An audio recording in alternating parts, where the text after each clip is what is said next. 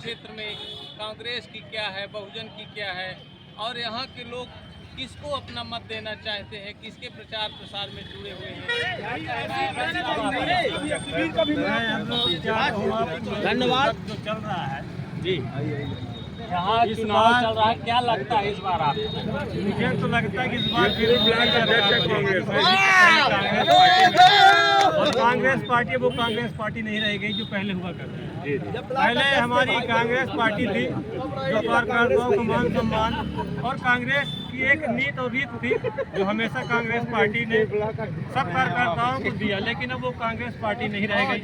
मेरे हिसाब से अब कांग्रेस पार्टी में वही होने लगा जो अन्य दलों में हुआ करता, इसलिए मैं तो पार्टी से इस्तीफा दे चुका हूँ इस वक्त, और मैं एक आम नागरिक हूँ। मैं जो अच्छा काम करेगा वही फिर से। क्या मनसा है आपकी? मनसा क्या है आम नागरिक के साथ? मेरी मनसा यही कि इस बार फिर से मोदी लहर है और सब नेता कहाँ गए हैं? सांसद जी बताइए, झोरा सिया और भी हमारे साथ में क्या कहेंगे भाई साहब? देखिए, सबसे पहली बात है कि देश में अगर विकास की बात आती है तो विकास केवल एक ही पार्टी करती है और वो है भारतीय जनता पार्टी। ये जो रोड में आप खड़े हैं, पहले कांग्रेस की जब यहाँ सरकार थी तो सिमरिया में इतने बड़े बड़े गड्ढे थे, पानी भरता था। तो ये जो सड़क है ये भाजपा की देन है। यहाँ का जो हॉस्पिटल है, चाहे वो सामुदायिक स्वास्थ्य केंद्र हो, चाहे वो सिविल हॉस्पिटल जो बन रहा है, वो भारतीय जनता पार्टी की देन है। यहाँ पर तहसील जो सिमरिया हुई है वो भी भारतीय जनता पार्टी की देन है।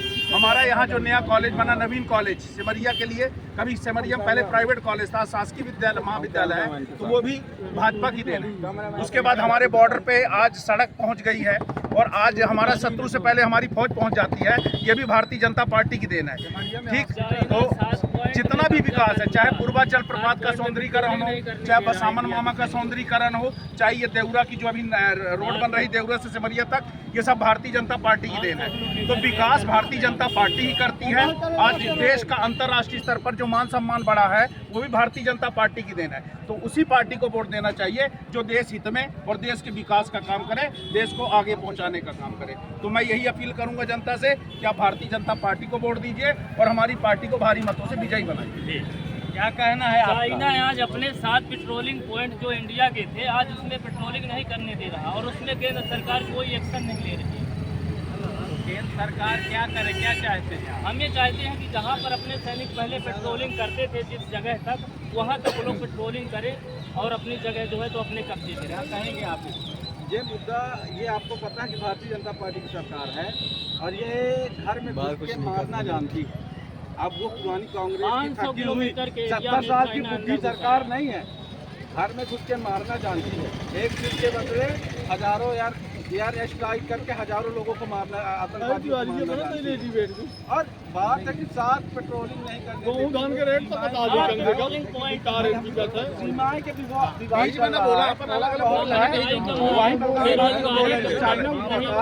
मोदी सरकार ने चाइना को पीछे हटना पड़ा था। भाई साहब को लगता है पता नहीं है, थोड़ा इतिहास और भौगोलिक नजर डालें।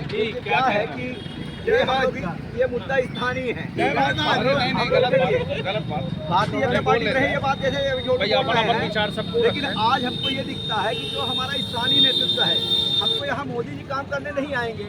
ये परिवर्तन प्रकृति का नियम है, चलता रहेगा।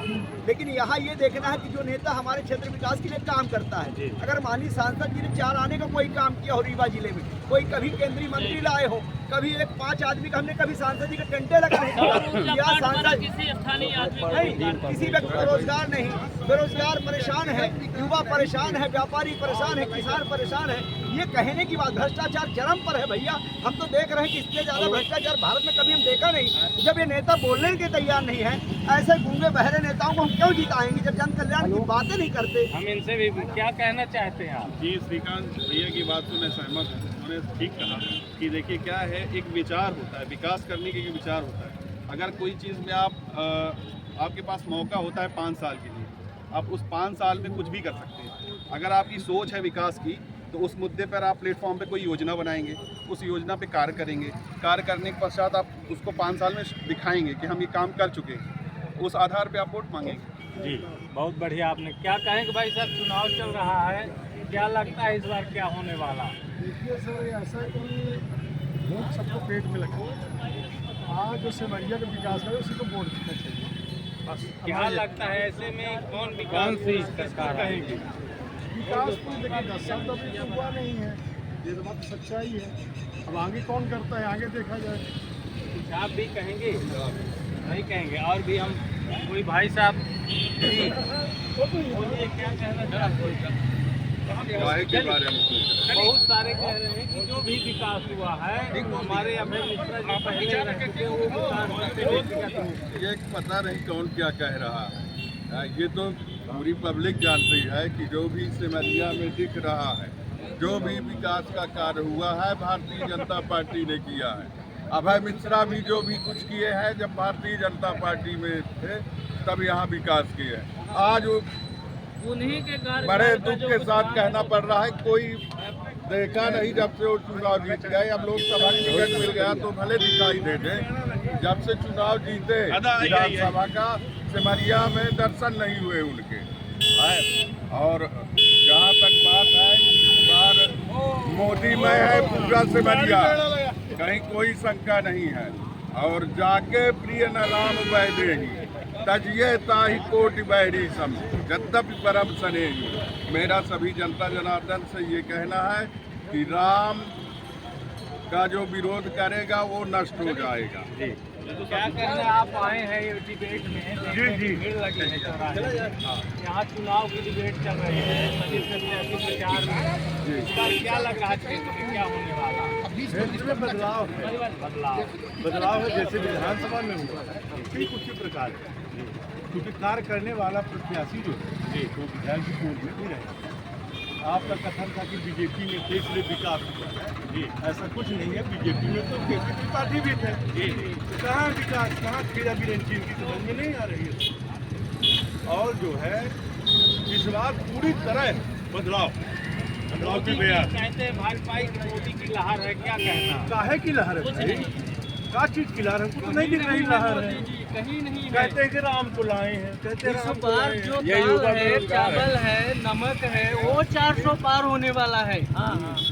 आटा 20 रुपए था, 40 रुपए है, लग रही है वो 400 पार होने वाला है। ये कहना है इन लोगों का कि मोदी जी राम के नाम से वोट दे दो। अरे राम को लाए हैं कहते हैं, नाम है अरे अडानी को ला दो, जो नीरव मोदी का है उसको लाओ। पहले तुम भगवान को लाने चल दी, क्या जिनकी मती मरी है, नष्ट होने वाले हैं ये मान लीजिए। अब हम डिबेट को अंतिम चरण में ला रहे हैं। हमारे वरिष्ठ पत्रकार जी सभी की समीक्षा सुने, सभी की बात सुने, क्या कहना चाहते हैं समीक्षा को लेकर के?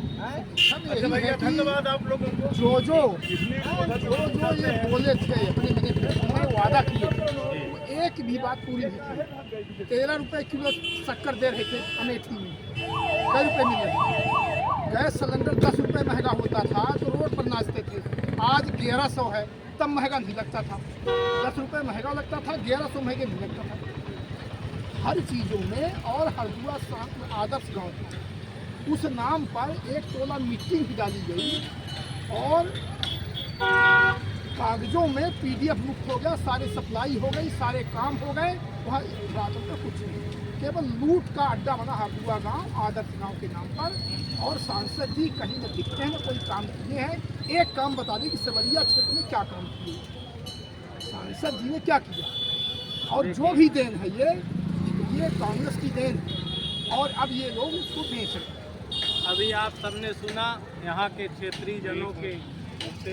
हाँ, और कुछ क्या मैं ये अनुरोध करना चाहूँगा जनता जनार्दन से कि देखिए क्या है कि क्षेत्रीय विधायक जो हैं वर्तमान में कांग्रेस के, और अगर आप चाहें तो अगर साथ उनका डबल इंजन का सरकार का साथ बन जाए तो केंद्र मतलब आपका सांसद भी और विधानसभा का क्षेत्र का भी दोनों अगर रहेंगे तो हमारे क्षेत्र का ज़्यादा विकास होगा।